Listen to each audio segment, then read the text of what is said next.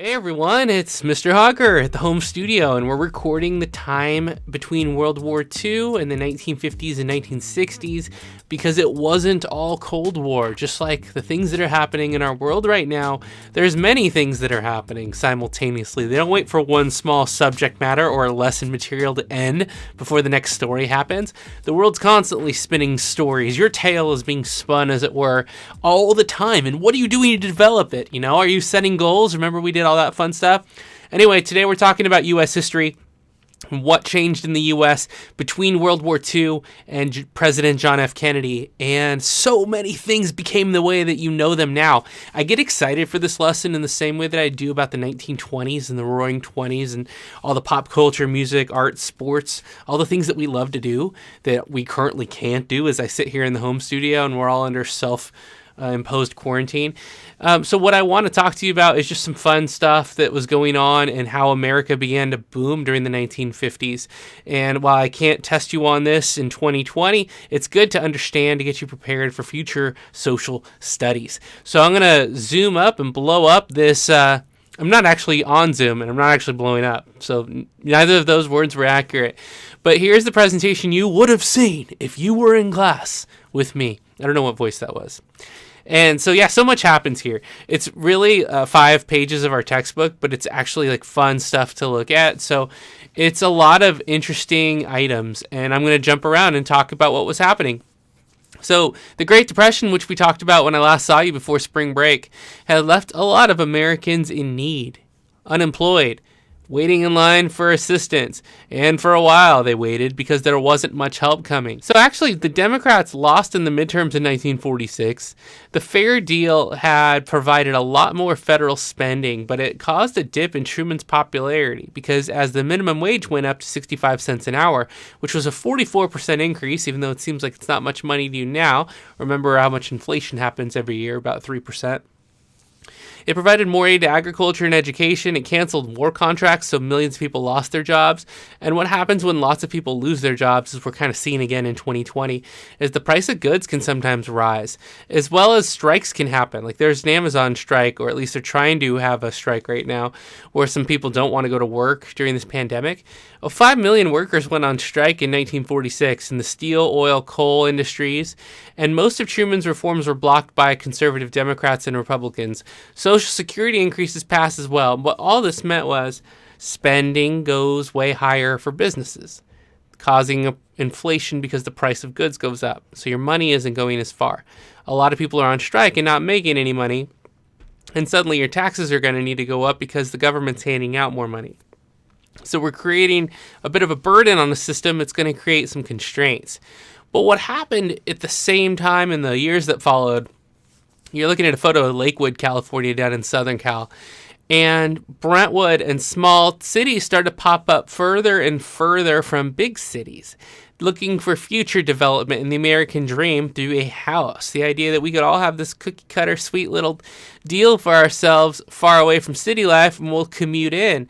And we start building roads and grocery stores and communities, and this idea of affluence and personal property and prosperity began to take hold in big states, then in small states alike. The East Bay's job market, too, has been rising in recent years, and the number of sales have been increasing each year, which is part of the reason that we're seeing a large desire people to live in the Bay Area in 2020. And the idea that Silicon Valley is a great place to work with prosperous careers means that everyone wants to live there. Demand goes up, house values goes up. Suddenly we have a housing crisis. People can't afford to live there because of that boom. But in the 1950s, it was stable grow outward to suburbs, and communities of identical housing and subdivisions began to pop up. And it's funny to think that that wasn't really the norm up until then. And this was the beginning of a big population boom and the baby boom, of course, after World War II.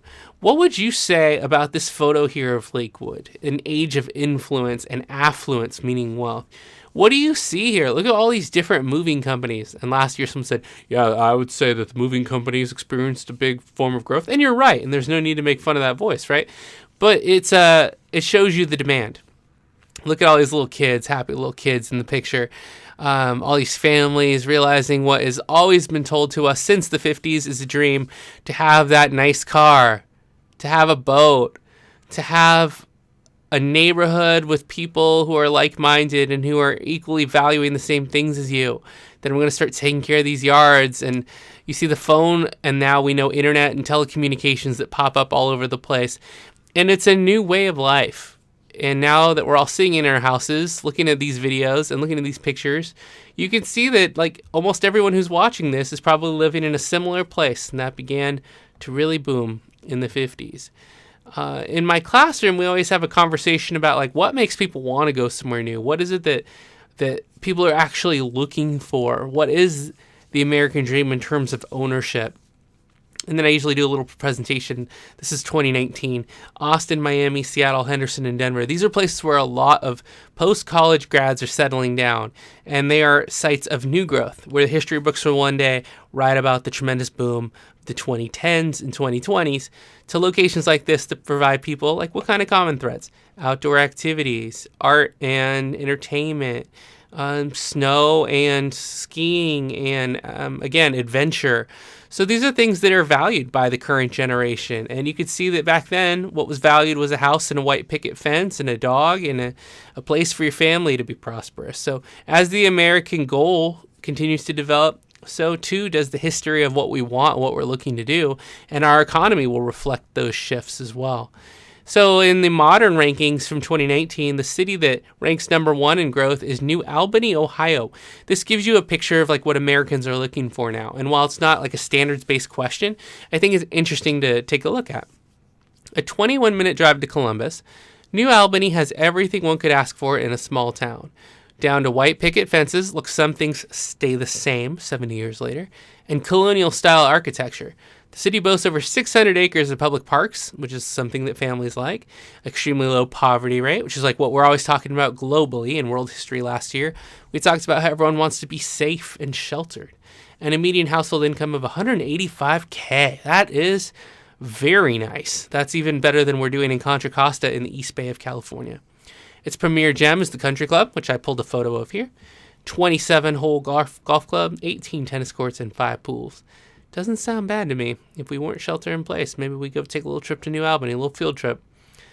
I also wanted to look at Brentwood. This is the city that we teach out of in California. Look how you've grown, you guys. In the time period that we're studying, we had less than 2,000 people here. And then in the 1980s, we had doubled. So 20 years of doubling makes kind of sense. That seems like a maintainable growth rate. But then look what happens here. As San Francisco and Silicon Valley began to price people out in the 1990s and 2000s with the tech boom, 5% growth rate turns to 12%. And now suddenly you've got 10 times more people than you did 40 years ago. But that's not even the craziest part. That you've got to jump here in 2000 to 2010, where we more than double again. And now you're looking at a not-so-small town of Brentwood anymore. And the growth has continued to test the schools and the communities and the roads and the traffic. So it's just fun to look at like the things and trends started in the 50s. And that a lot of the same things we wanted then are things that we want now. I also thought it was interesting that like at a time of Cold War, we were doing all of this expansion and growth.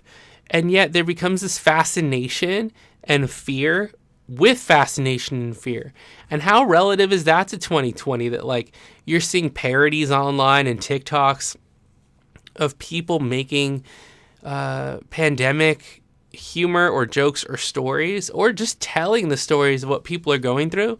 And that fear like drives advertisement revenue for the news and for the media, and that creates more conversations, and those conversations result in a reflection of art and culture as well. In the 50s, 60s, and even like the game Fallout represents how we have this fascination with terrible things that could happen. Let's listen to this a little bit. Crawl out through the fallout, baby, when they drop that bomb. Crawl out through the fallout with the greatest of aplomb. And isn't that interesting that like we would like make a humorous song about stuff like that, about nuclear fallout, something that people really feared could end life as we know it.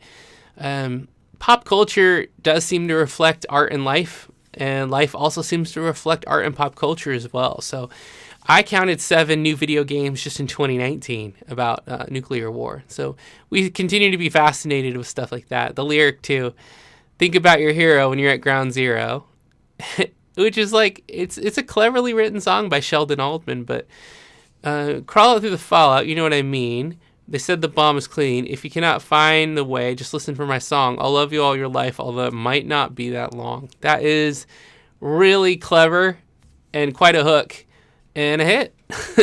But it doesn't seem like something that like would have been appropriate or like really pleasantly looked at by the mainstream at the time.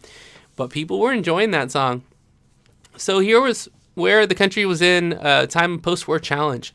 The government needed to try to secure jobs and economic justice for all, which is the same thing we're looking at now with economic relief and stimulus in 2020. We needed to have a way to solve for the problems and still continue to add growth to the country. And here's where American life really starts to look like something that you will remember. It's something that you will recognize. McDonald's booms, and so do franchises like Carl's Jr.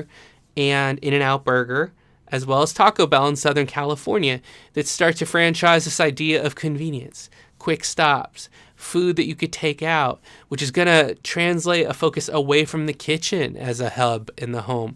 It's going to have implications on diet. It's going to have implications on business opportunities, on fast food, on high school work, on what you think of as like instant gratification. So many effects of these golden arches that I feel like are really fun to talk about. What do you think the biggest impact of McDonald's is? Write it down in the comment section below. We also get more entertainment and live music and bands that tour the country. And that is something that we love to do in 2020 until we can't and we're stuck inside. We also have the birth of like more and more desirable and glamorous sports cars and automotives that don't all look the same. So identifying with personality and individuality. And this idea, one of my favorite things to study as well, is planned obsolescence, the intentionally designing something to last for a little while to reduce more consumption, to require more consumption. So if things break, so if your headphones don't last long, look, I have 2 in the studio just in case one doesn't work right away. And I know that when I buy a pair, they're only going to last for 4 months, maybe 3. And so that's kind of where we're at. Is like we're used to having things break down, which increases demand because I'm going to need to buy more so the manufacturers can continue to make more, so they can employ more people, but also they can cut costs, make more profit because the cost line goes down as you make more items as well. It's pretty fascinating, pretty cool. If you're home and you're looking for a movie to watch, I highly recommend The Founder, featuring Michael Keaton. Based on a true story, he also does just a great performance in the film. And he talks about what franchises are, how the story works, and how business works, and how self-starters can really make a fast buck in America. Although it's not always easy to get going, you can find yourself in the millions and billions if you do it right and play your cards right. There's all kinds of planned obsolescence, by the way. You can talk about your phones that go out of date every year, your computers, you got 2 or 3 years on those. How fast TVs have shrunk and become cheaper, and now they stream. The way cars have changed and the features you get in the car, like seat warmers, that would have been crazy back in the day. Or how like they're basically mobile computers in your dashboard as well.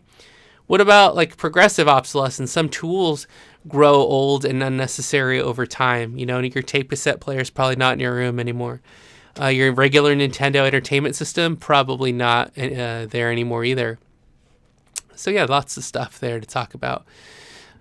With only 6% of the world's population, the United States was producing half of the world's goods. And that's how we began to grow and lead and become leaders. And so that's something that's pretty cool. And something that became a point of American celebration. Let's see if we can get a little clip in here.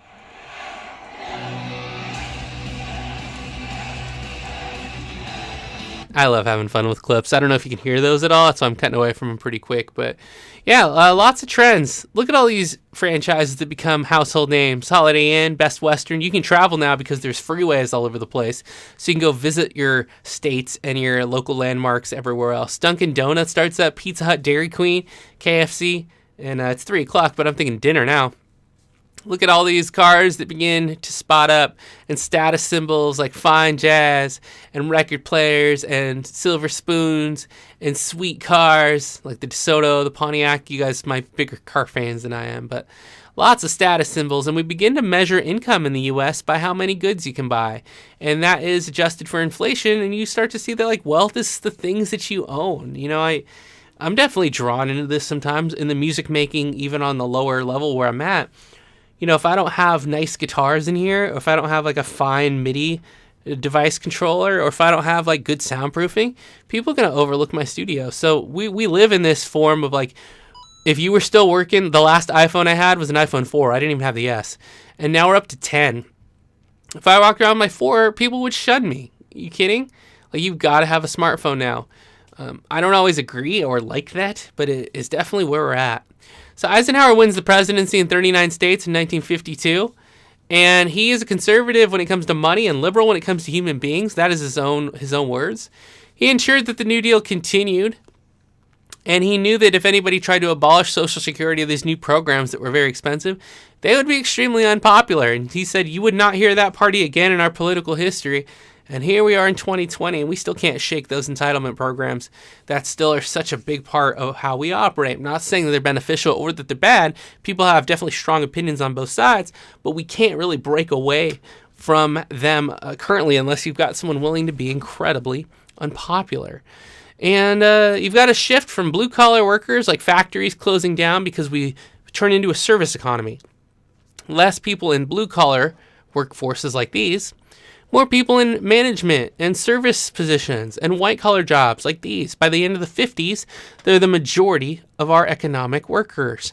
The baby boom happens, and there are new children all over the place in these new suburbs popping up and growing.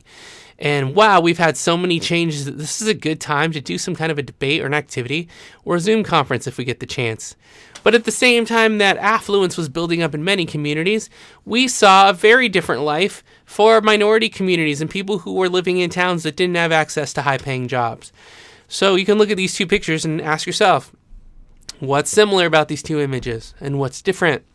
And imagine how these daily lives are different. How might their lives change? And what factors might influence for the next generation of growing up in these environments? By the end of the 50s, 1 in 4 Americans was living below the poverty line. That represents 50 million people. 5 million African Americans moved to northern cities. 700,000 Puerto Ricans moved to the mainland. We have an influx of immigration for all the new jobs, and many of them low-paying jobs in the service industry. And millions of Mexican immigrants come to California for the first time. So we have many changes happening during this time period. This is normally where I'd assign you to read some textbook, but it's more about analyzing the poverty that began to take shape in America and how it really did affect communities of color at a higher rate. Also, if you're interested in reading more about the two Americas and how they rose, 481 to 485 will be your page numbers. The Little Rock Nine integrated the first white school, and that's my teacher Melba Beals right there in 1957, who taught me at Dominican University. If you're interested, on YouTube, you can look for Melba Beals and Danny Hauger, and you can see my interview with her and listen to her words about what that time, what that experience was like. She's also the introductory page on 487. There's some great videos to watch about that too from the Associated Press and other websites on YouTube if you'd like. And then I like this episode she did on Megyn Kelly today back, and there's a photo of me with braces and glasses with the interview. So you can check that out if you'd like. You can read more about how our nation became divided in 488 to 495, giving birth to a lot of the differences and the roots of the differences that we are experiencing today. And American competition became globally dominant as a powerhouse. So although we spend a lot of time talking about the Cold War was not the only game in town for the United States of America in the 1950s. And I hope you enjoyed this look back at the past. I did. It's one of my favorite lessons to teach, and so even though I'm not at school, I thought you would get the benefit of that. So if you have any questions or comments, leave them down in the comment section below. If you have a request for a future episode, you can also do that. Until then, I'm Mr. Hauger saying be well, take care of yourself, find the time to set goals and be productive on your own time, and class is dismissed. See you later, everybody.